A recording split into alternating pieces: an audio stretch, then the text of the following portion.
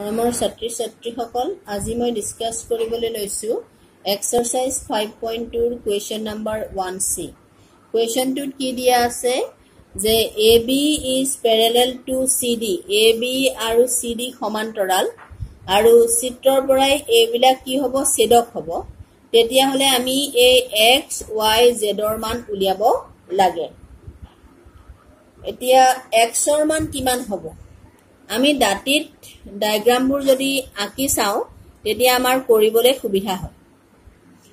কাৰণ জ্যামিতি বুজি পাবই লাগিব তেতিয়াহে সলভ কৰিব পৰা যায় এতিয়া কথা হল কি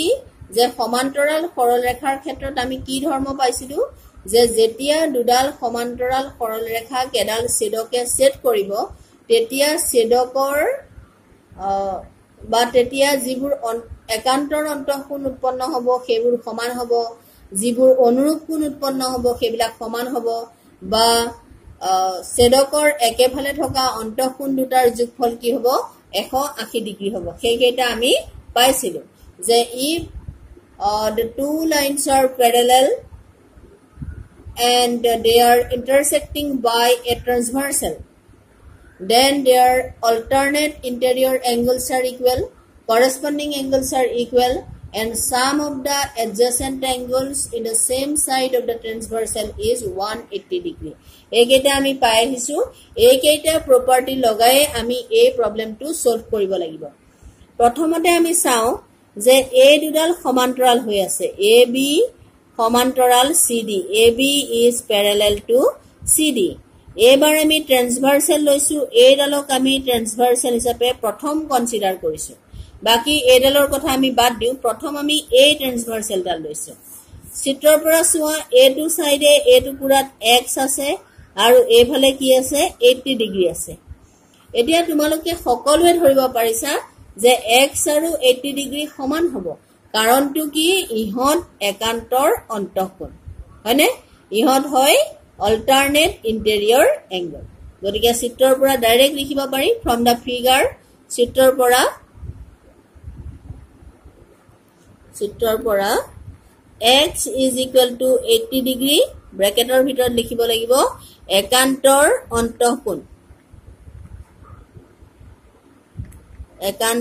অন্তঃকোণ alternate interior angle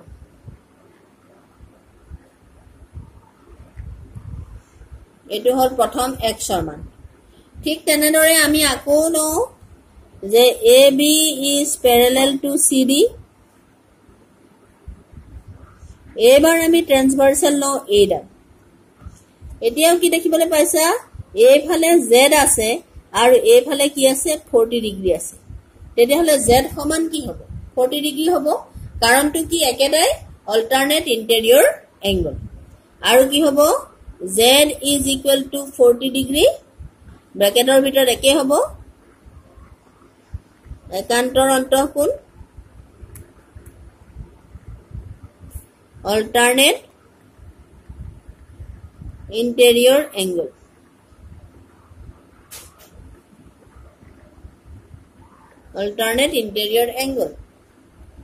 z is equal to 40 degree এতিয়া এটা কথা চোৱা এটুক যদি আমি ট্ৰায়াঙ্গল ৰূপে কনসিডাৰ কৰো এটু যদি মই এটা ত্ৰিভুজ বুলি দেখি আহিছো তেতিয়া হলে আমি জানো যে ত্ৰিভুজৰ তিনিটা কোণৰ যোগফল কিমান হয় 180 ডিগ্ৰী হয় তাৰ পৰাও আমি y উলিয়াব পাৰিম নতুবা এটু কৰিলেও হ'ব x + y + z = 180 ডিগ্ৰী ইহত কি হয় সৰল কোণ হৈ আছে স্ট্ৰেইট এংগল তাৰ পৰাও আমি কি কৰিব পাৰিম y উলিয়াব পাৰিম দুইটা কৰিলে শুদ্ধ হ'ব দুইটাৰ কোনোবা এটা কৰিলে শুদ্ধ হ'ব মই কৰো x + y + z = 180 ডিগ্ৰী কাৰণটো কি সৰল কোণ straight angle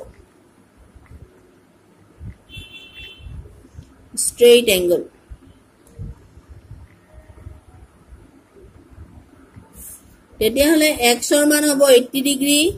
plus y plus z hobo 40 degree is equal to 180 degree 80 plus 40 120 degree plus y is equal to 180 degree so y man kiman hobo 180 degree minus 120 degree is equal to 60 degree. So answer holge x 80 degree, y 60 degree, z 40 degree. Eitwe hol exercise 5.2 question number 1c. Ebar moi discuss koribole loisu question number 1d. That diagram to enake ase edal hol ab, edal cd. Question to prothomote dia ase ab is parallel to cd, ab aru cd parallel সমান্তৰাল, a to hol be aru এইফালে এটো ed join কৰিছে। এতিয়া আমি উলিয়াব লাগে a x angle টোৰ মান। এইটো এংগল দিয়া আছে 55 degree, a b e angle টো দিয়া আছে 55 ডিগ্ৰী, আৰু এই d এংগল টো তাৰ মানে e d c এই এংগল টো দিয়া আছে 25 ডিগ্ৰী। ইয়াতে এটা পইণ্ট আছে f।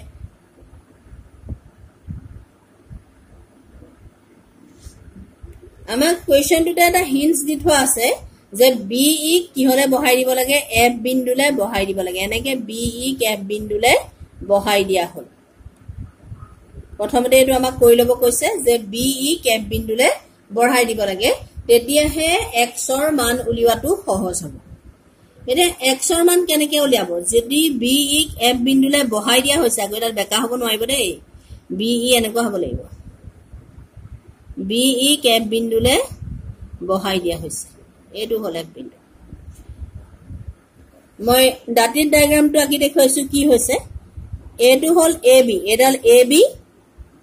এডাল হল সি ডি, এইডাল হল বি এফ, এডাল বি এফ। কাৰণ আমাৰ ওচৰত এ বি আৰু সি ডি পেৰেলেল বুলি আছে, মই মাজৰ এইটো বি যেটো ই ডি আছে সেইটো ই ডি বাদ দিছো, মই ডাইৰেক্টলি কি আকিছো বি এফ আকিছো। ইয়াতে ধৰি লোৱা ই পইণ্টটো আছে, এনেকুৱা হৈ আছে হলে। কাৰণ যেতিয়া এডাল ৰেখা বঢ়াই দিয়া হয় সেইডাল বেকা বেকি কৰি দিব পৰা নাযায়। ধৰি লোৱা এডাল ৰেখা আছে, এইডোখৰত এডাল ৰেখা আকিছে এনেকে, এডাল যেনিবা P Q,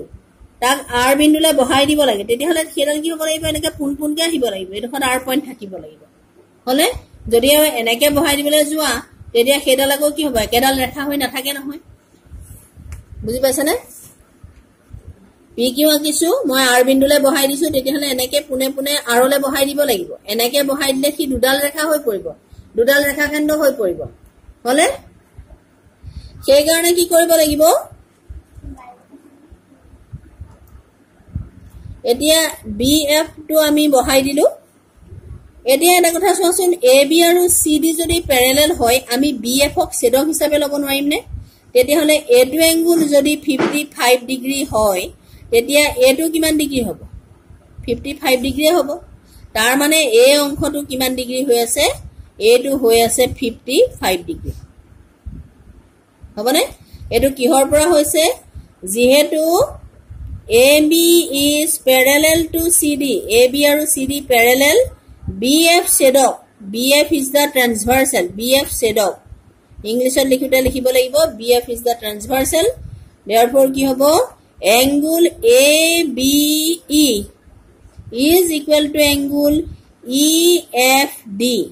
is equal to 55 degree. কি লিখিছো angle টোৰ নাম? এটোৰ পৰা লিখো যে ABE বা ABF লিখিলেও হ'ব, আৰু EFD এই angle দুটা কি হয়, সমান হয় 55 ডিগ্ৰী 55 ডিগ্ৰী হ'ব। এতিয়া আমাক লাগে কি x ৰ মানহে লাগে। তাৰ পাছত চোৱা, এইটো এটা ট্ৰায়াঙ্গল হৈ পৰা নাই নে? এই EFD এটা ট্ৰায়াঙ্গল হোৱা নাই নে? এতিয়া এই ত্ৰিভুজটোৰ তিনিটা কোণৰ যোগফল কিমান হয়? 180 ডিগ্ৰী হয়, এইটো 55 ডিগ্ৰী, এইটো 25 ডিগ্ৰী, আৰু এইটো এংগুলৰ মান আমি উলিয়াবলৈ চাম। তাৰ কাৰণে আমি কি লিখিম যে ত্ৰিভুজ EFD, ত্ৰিভুজ EFD in the triangle EFD, angle EFD plus angle EDF, মই তোমালোকক কোণৰ নাম লিখিবলৈ শিকাইছিলো যে কেনেকৈ শীৰ্ষবিন্দুটো মাজত ৰাখি কোণৰ নাম লিখিব লাগে, plus angle DEF is equal to 180 degree